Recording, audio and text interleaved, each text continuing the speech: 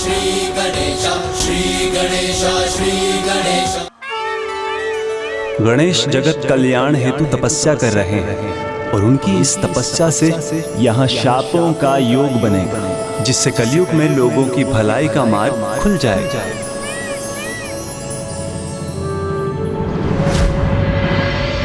लीजिए प्रभु, आपका ये चित्र पूर्ण हो गया और आपकी मोहक छवि मुझे इसमें स्पष्ट दिखाई दे रही है।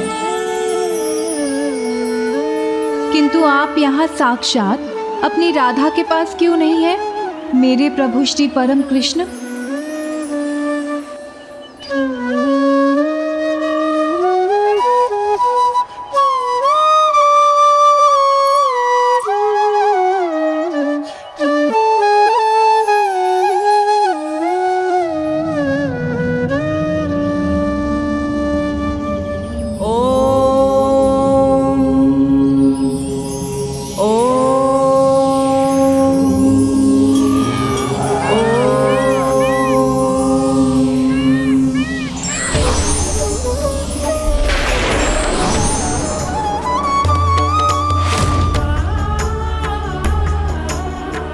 ये क्या हो रहा है प्रभु?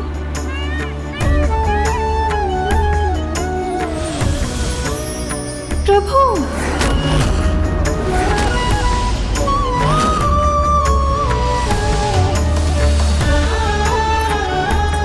चित्र में भी आपकी छवि धूमिल क्यों हो रही है प्रभु? मेरे प्रभु, मेरे श्री परम कृष्ण।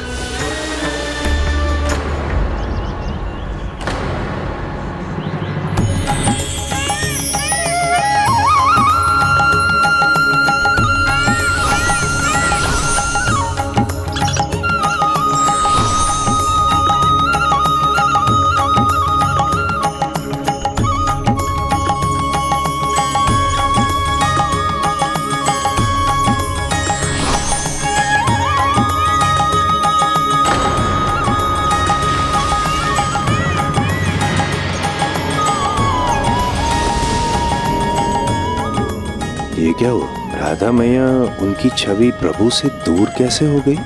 राधे, अब वो समय निकट आ गया है जब एक दूसरे से दूर होना ही हमारी नियति होगी और हमें अपने पुनर्मिलन के लिए लंबी प्रतीक्षा करनी होगी।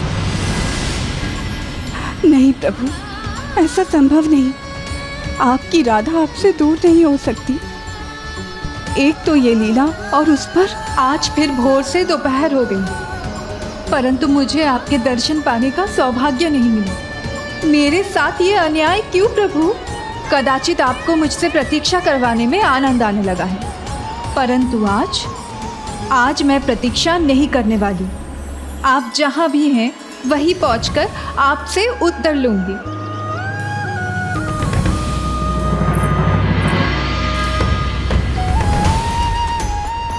आपके मन में क्या प्रश्न है, ये मुझे ज्ञात है देवर्षि। आपके पास आने वाला किसी रहस्य को लेकर विचार ना करे, ये कैसे हो सकता है? धीरज रखिए।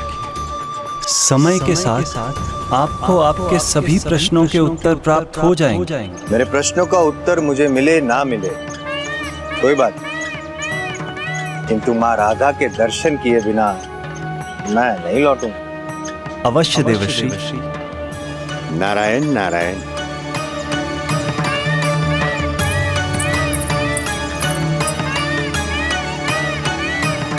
प्रभु, एक प्रश्न और है। आज आपके परम मित्र सुदामा जो यहाँ के द्वारपाल होते हैं, वो दिखाई नहीं दे रहे। देवर्षि, यदि आपको सुदामा जी से भेंट करनी है तो पहले आपको गोपी तुलसी को ढूंढना होगा, क्योंकि जहाँ तुलसी रहती है सुदामा जी भी वहीं पाए जाते हैं।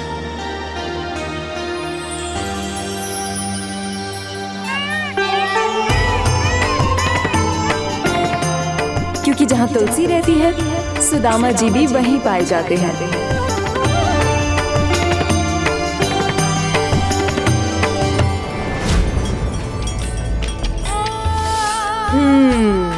ये स्वादिष्ट है, इसे रखती हूँ। तुलसी, तुमने अपने फलों की टोकरी तो बहुत अच्छे से सज्जित की है ना? सुदामा जी का इतना ध्यान है तुम्हें? क्यों? सुदामा जी क्यों? मेरा उनसे क्या संबंध है? मैं ना उनका विचार करती हूँ ना ही उनका कोई कार्य। मेरा तो सर्वस्व प्रभु को न्योछावर है। मेरे मन मंदिर में उन्हीं की मूरत है, सुदामा की नहीं।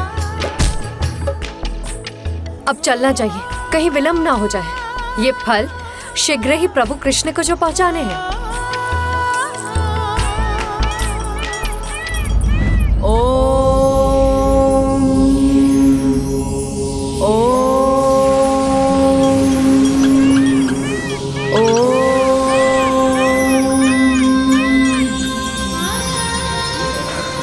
अद्भुत,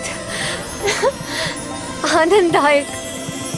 कौन है ये जो मुझे इस पुष्प की वर्षा से इतना आनंदित कर रहा है?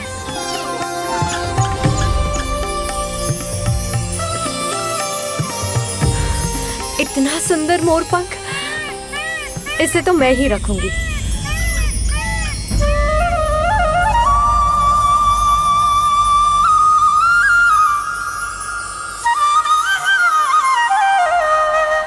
प्रभु श्री परम कृष्ण की बांसुरी की धुन है ये तो। अवश्य प्रभु मेरी सेवा से प्रसन्न हुए हैं और अब मेरे लिए इतना कुछ कर रहे हैं।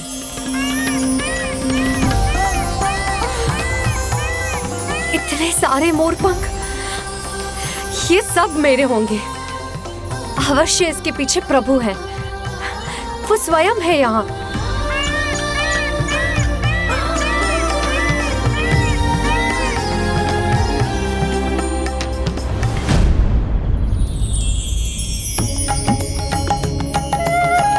प्रभु,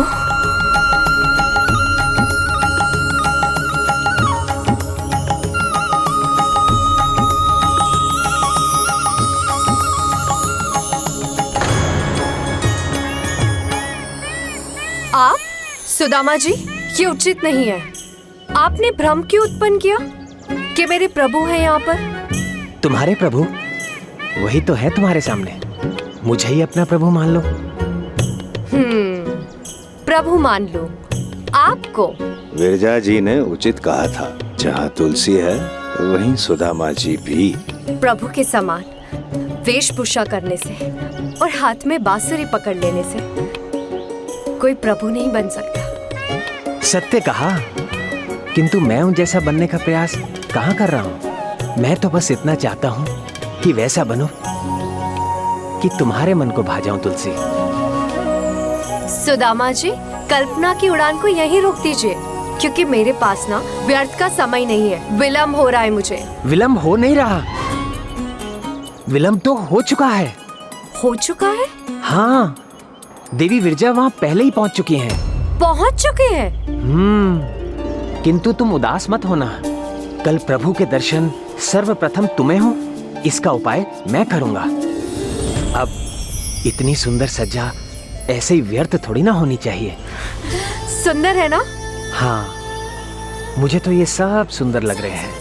ये फलों की डलिया भी, ये सज्जा भी, और उसे सज्जित करने वाले ये हाथ भी। वो तो कमल के उस डंठल के समान है जो अपनी सुंदरता से परम श्री कृष्ण का भी मन मोह लेते हैं। और जिसके हाथ इतने सुंदर हों, उसकी तो सुंदरता का वर्णन ही नहीं किया जा सकता।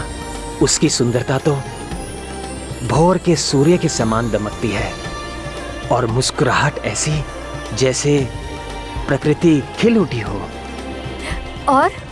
और जो इस फूलों की डलिया को सज्जित करने वाली है, उसके नेत्रों का तो बखान मैं क्या ही करूं। जैसे ओस की बूंदें सीप के भीतर मोती बनकर अपनी चंचलता का परिचय दे रही हूं।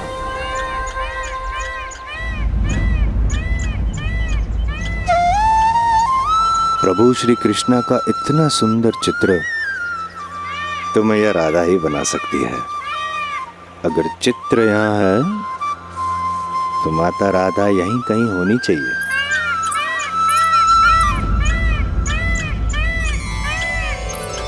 और उनकी गहराई जैसे क्षीर सागर के समान हो। सुदामा जी, मेरे प्रभु श्री परम कृष्ण कहाँ हैं? भीतर बाहर से जो सुंदरता का सागर हो, बस निहारते रहने का ही मन करे। तुलसी, तुमने मेरे प्रभु श्री परम कृष्ण को कहीं देखा है? और केश तो जैसे काली घटा आकाश में हिलोरें ले रही हो कि बस अब बरसी कि तब बरसी। तुलसी, सुदामा, सुना नहीं आप दोनों ने? मैं आपसे कुछ पूछ रही हूँ। तुलसी, सुदामा।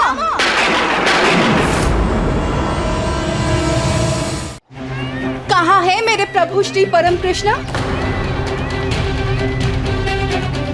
ओह, लगता है प्रभु ने आज भी राधा मैया से प्रतीक्षा करवाई है। अब मैया का क्रोध उन पर फटे, उसे रोकने के लिए मुझे ही कुछ करना पड़ेगा। मैया, प्रभु तो यहाँ नहीं है। हाँ, मैं तो स्वयं उन्हें ढूंढ रही थी, वो कहीं दिखे ही नहीं। मैंने तो स्वयं उनके लिए फल भी सजाए हैं। मैया, कदाचित आप उन्हें यहाँ ढूंढ रहे हैं, किंतु वो आपको वहाँ ढूंढ रहे होंगे।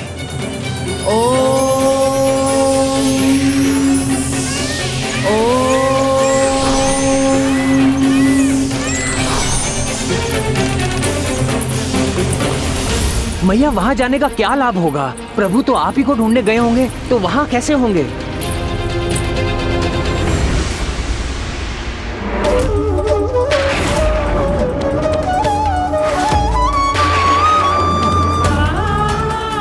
अच्छा, तो ये कारण है मेरी प्रतीक्षा का। विरजा ने आपको रोक कर रखा है यहाँ।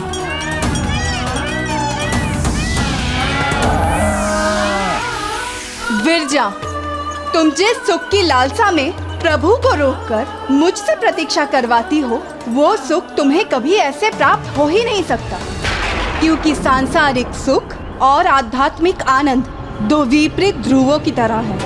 बिना एक को छोड़े दूसरा तो प्राप्त हो ही नहीं सकता, और वो सुख प्रभु के हृदय से जुड़ने से ही प्राप्त होता है, मात्र उनका साथ पाने से नहीं।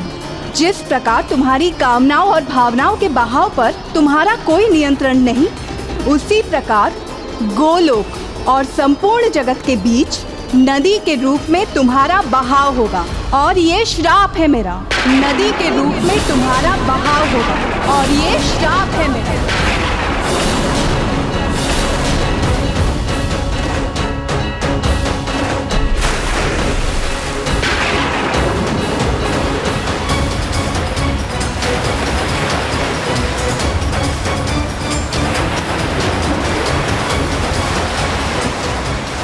गणेश की ऊर्जा से यहाँ शापों का योग बनेगा, यहाँ शापों का योग बनेगा।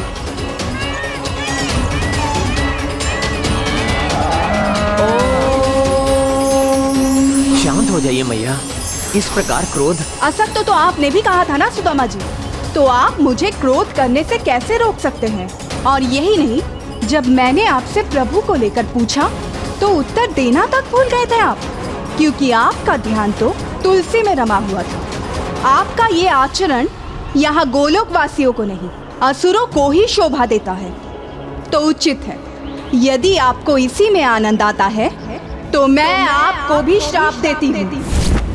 भूलोक में एक असुर बनकर आपका जन्म होगा। भूलोक में एक असुर बनकर आपका जन्म होगा।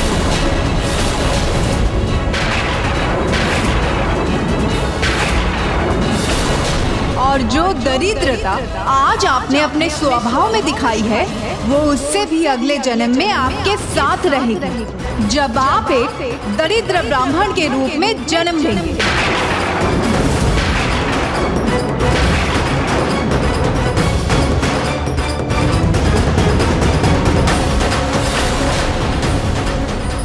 कहीं देवी राधा मुझे भी श्राप ना दे दे, मुझे उनसे क्षमा मांग लेनी चाहिए। और तुलसी, तुम भी तो दोष से मुक्त नहीं। सुदामा के साथ उनके अनुचित आचरण की भागीदार तो तुम भी थे। इतनी चंचलता है तुम्हारे मन में कि प्रभु सेवा से निकलने पर भी उससे भटक गई, वो भी मात्र अपनी प्रशंसा के दो शब्द सुनकर। नाम जपती हो प्रभु श्री परम कृष्ण का, और मन में वास करती है चंचलता, और चंचलता तो मानव स्वभाव है। इसलिए मैं तुम्हें श्राप देती हूँ कि तुम भूलोक पर मानव रूप में जन्म लो। मानव रूप में जन्म लो।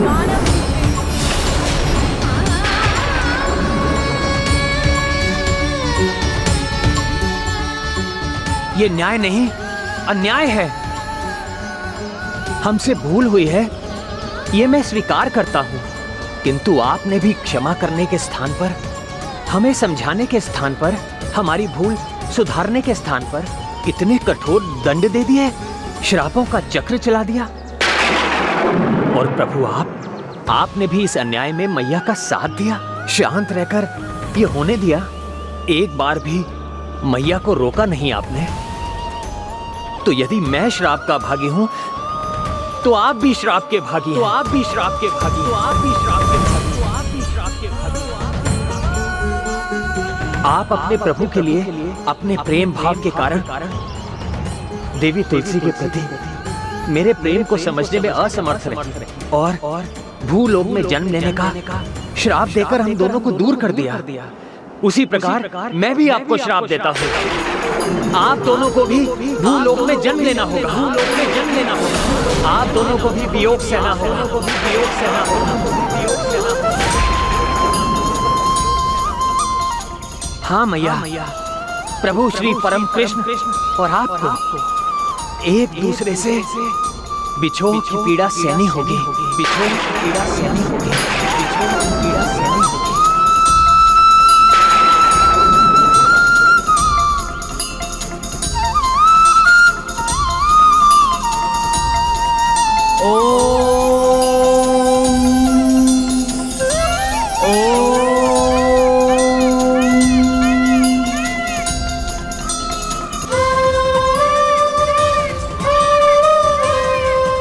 आप दोनों को भी भूलोक में जन्म लेना होगा।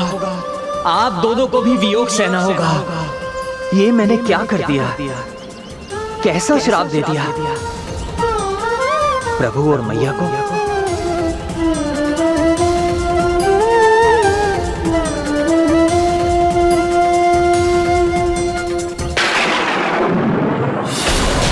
नहीं राधा। प्रभु, मैं आपकी शक्ति हूँ, आपकी प्रत्येक लीला में समान भागीदार भी, ये मुझे ज्ञात है। परंतु आपसे दूर रहना, ये मैं कैसे सहन कर लूं प्रभु? सब संभव है, परंतु आपसे दूर रहना आपकी राधा के लिए असहनीय है। बड़े लक्ष्य की प्राप्ति बड़े त्याग के बाद ही संभव। त्याग ही जीवन में सुधार का आधार बनता है। और ये दायित्व केवल मनुष्य का नहीं, अपितु ईश्वर का भी है। हमें भी जगत कल्याण हेतु परम त्याग करना ही होगा।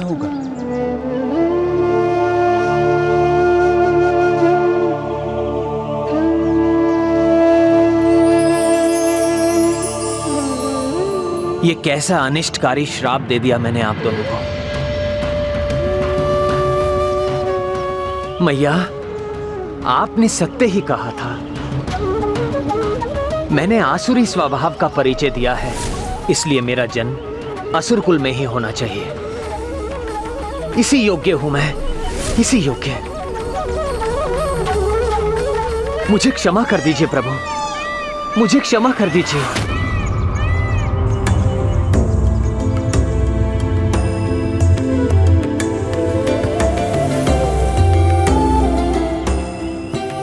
सुदामा, तुम तो मेरे सखा हो, मुझे अत्यंत प्रिय हो, और तुम्हारे मन में भी मेरे लिए सिवाय प्रेम के कुछ नहीं। फिर तुम मेरे साथ कुछ अनुचित कैसे कर सकते हो? आज यहाँ जो भी हुआ वो नियति के अनुसार ही हुआ। वो नियति जिसे स्वयं प्रभु श्री गणेश ही निर्धारित करते हैं, जिसे वही लिखते हैं।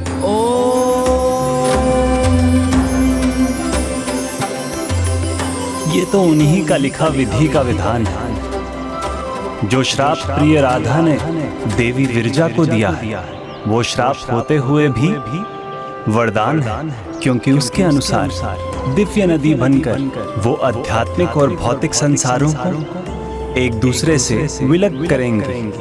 अब गोलोक में उन्हीं को प्रवेश मिलेगा जो सांसारिक सुखों के प्रति अपने सभी आकर्षणों को त्याग कर अध्यात्म की भावना और पूर्ण भक्ति और निष्ठा से विरजा नदी को पार कर आगे बढ़ेंगे। और राधा ने तुम्हें जो श्राप दिया है सुदामा, वो तुम्हारे लिए भी वरदान ही होगा। जिसे तुम वियोग समझ रहे हो, वो वियोग नहीं, तुम दोनों के मिलन का संयोग प्रकट करेगा।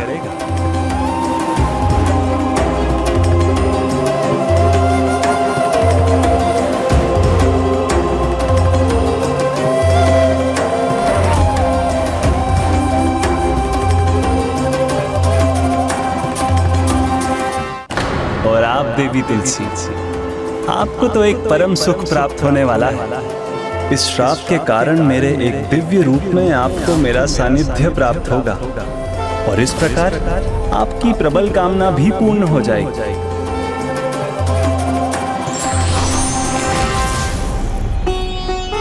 और ये सब श्री गणेश जी के कारण ही हो रहा है। जय गणेश जय गणेश जय गणेश देवा, माता जाकी पार्वती पिता महादेवा। जय गणेश जय गणेश जय गणेश देवा, माता जाकी पार्वती पिता महादेवा। विसूचिका के रूप में करकटी को गणेश जी ने पराजित तो किया, किंतु वो मानव जाति का संकट बनी रहेगी, विशेष रूप से कलयुग में। और इसलिए गणेश जी की तपस्या के परिणाम स्वरूप आप विसूचिका से उत्पन्न रोगों की औषधि बनेंगे। मानव जाति के कल्याण हेतु आपका जन्म दिव्य तुलसी पौधे के रूप में होगा। और मैं शालिग्राम रूप में प्रकट होऊंगा।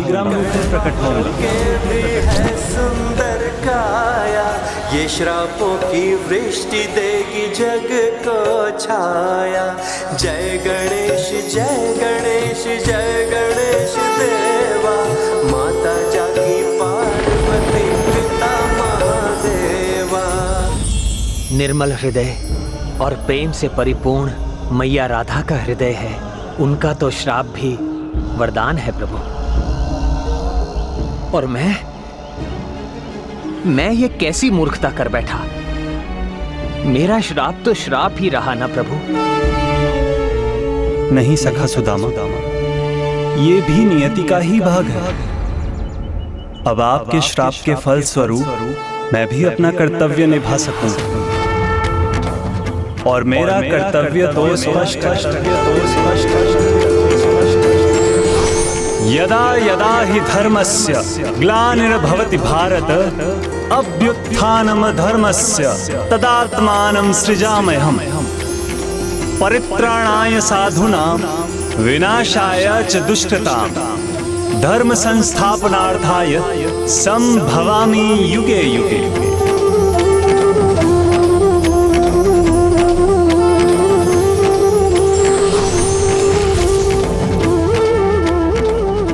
अर्थात जब जब संसार में धर्म की हानि होगी, संतों और साधुओं पर अत्याचार होंगे, तब तब धर्म की रक्षा हेतु मैं अवतार लूंगा और अधर्म का नाश करूंगा। और अब आपके श्राप के कारण मैं श्री कृष्ण अवतार लूंगा, जो मेरे पूर्ण अवतार होंगे। दुराचार कंस, जरासंध, शिशुपाल के वध का कारण बनूंगा। धर्म युद्ध महाभारत का प्रणेता होऊंगा और पृथ्वी पर धर्म की स्थापना करूंगा। आपकी लीला अपरंपार है प्रभु। नारायण नारायण। ये मेरी ही लीला नहीं है देवर्षि, ये तो श्री गणेश द्वारा रचित नियति भी है, जिसका एक महत्वपूर्ण भाग उजागर होना भी शेष है। अर्थात अभी तक जो हुआ उसको आधार देने के लिए अभी एक मुख्य श्राप तो शेष है।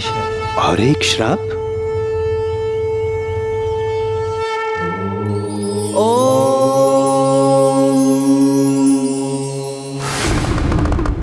स्वामी पुत्र गणेश यहाँ नहीं है।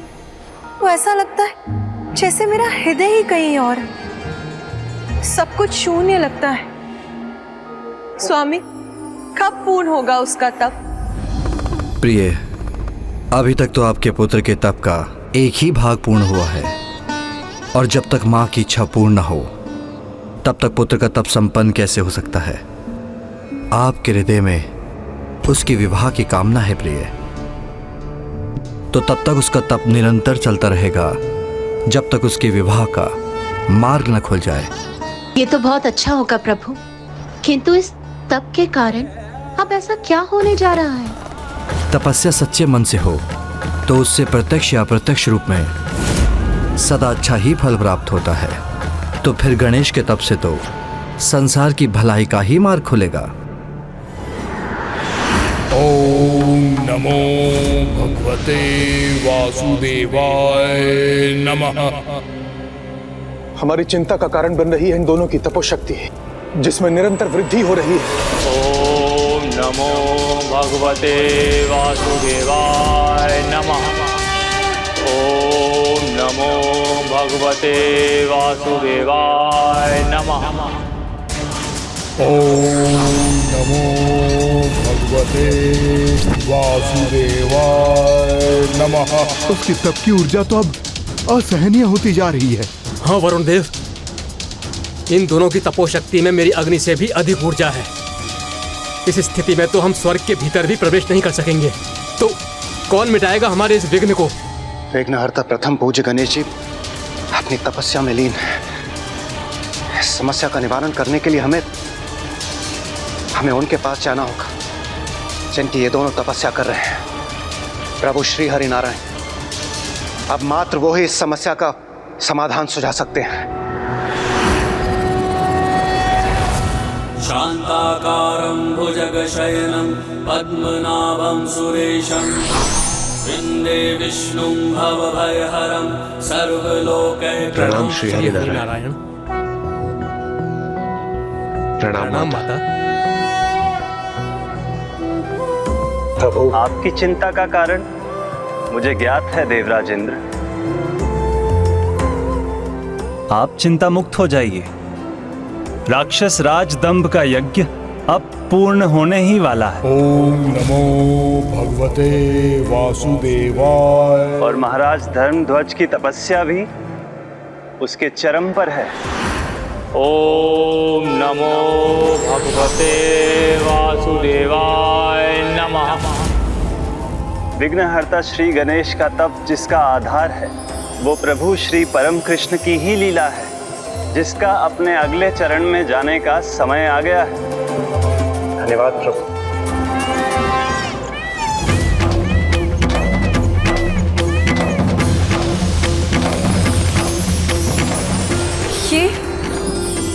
ये क्या हो रहा है मेरे साथ? मुझे भी विचित्र अनुभव हो रहा है।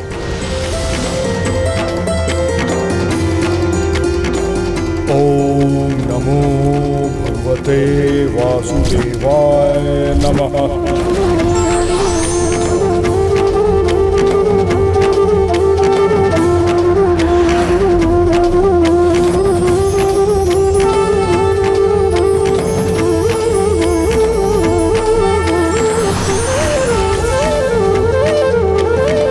संतान प्राप्ति के लिए आपने इतने वर्षों मेरा तप किया, तो अब उस तप के फल को प्राप्त करने का समय आ गया है।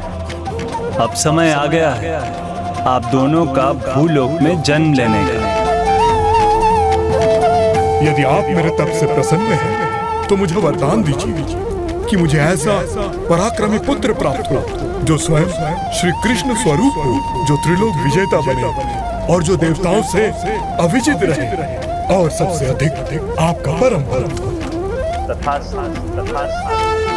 मैं आपको ऐसे महापराक्रमी, तेजस्वी, परम भक्त पुत्र प्राप्त करने का वरदान देता हूँ, जो राक्षस कुल में जन्म लेने पर भी परम पूजनीय होगा, जिसका नाम शंखचूड़ हो, जिसका नाम शंखचूड़ हो। सुदामा, आप असुर राज दंभ के परिवार में शंखचूड़ के नाम से जन्म लेंगे।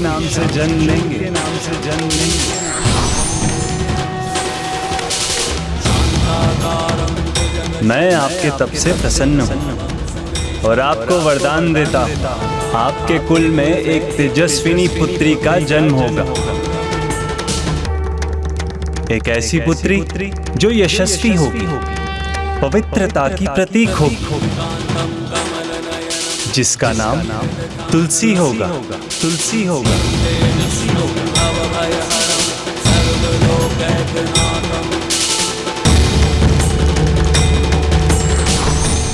देवी तुलसी, आप महाराज धर्मध्वज की पुत्री के रूप में जन्म लेंगी। भूलोक के नियमों के अनुसार आपको और सुदामा को अभी की घटनाओं का वहां कोई स्मरण नहीं रहेगा, किंतु मैं आपको आशीर्वाद देता हूं कि मेरे प्रति आपकी भक्ति, आपका स्नेह सदैव बना रहेगा।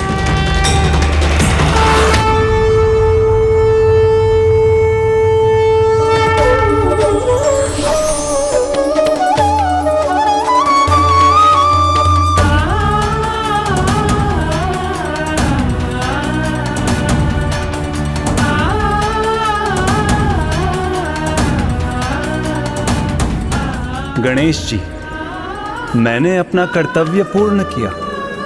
अब आपको तुलसी को पौधे के रूप में जन्म लेने हेतु मार्ग प्रशस्त करना होगा।